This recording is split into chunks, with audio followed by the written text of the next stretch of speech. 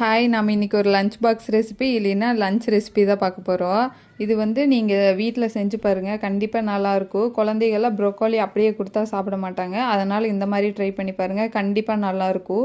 நான் போன டைம் வந்து இது வந்து ப்ரொக்கோலியும் பன்னீர் வச்சு ட்ரை பண்ணேன், அதே சூப்பராக இருந்துச்சு. அதனால தான் இந்த டைம் எக் வச்சு ட்ரை பண்ணி வீடியோ எடுத்தேன். அப்பப்போ எங்களுக்கு நான் வாங்குகிற க்ராசரி ஷாப்பில் வந்து ப்ரொக்கோலி வந்து 1.5 ரிங்கெட்டுக்கு மட்டும் கொடுப்பாங்க. அப்போ வந்து 2-3 வாங்கி வச்சுக்குவேன். அதுக்கப்புறம் அதையே வந்து யூஸ் பண்ணிக்குவேன் நல்லா ஒரு 2 வீக்ஸ்க்கு. ஓகே, இப்போ ரெசிபி எப்படி செய்கிறதுன்னு பார்க்கலாமா? ஃபஸ்ட்டு ப்ரொக்கோலியை பிளான்ச் பண்ணி எடுத்துக்கோங்க. உங்ககிட்ட சாப்பர் இருந்தால் அதில் போட்டு கோர்ஸாக கிரைண்ட் பண்ணி எடுத்துக்கோங்க. இல்லை மிக்சரில் போட்டால் பல்ஸில் வந்து ஒரு 2 டைம்ஸ் மட்டும் போட்டு எடுத்துக்கோங்க, நல்லாயிருக்கும்.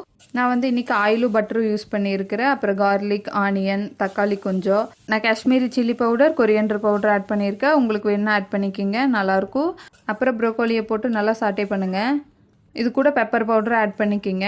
ப்ரொக்கோலி நல்லா மிக்ஸ் ஆனதுக்கப்புறம் எக் ஆட் பண்ணிக்கிங்க. எக் உங்களுக்கு எந்த மாதிரி வேணுமோ அந்த மாதிரி ஸ்க்ராம்பிள் பண்ணி எடுத்துக்கோங்க. அப்புறம் ரைஸ் உள்ள போட்டு மிக்ஸ் பண்ணிங்க. சூப்பரான ப்ரொக்கோலி எக் ரைஸ் ரெடி. பாய், நாளைக்கு பார்ப்போமா?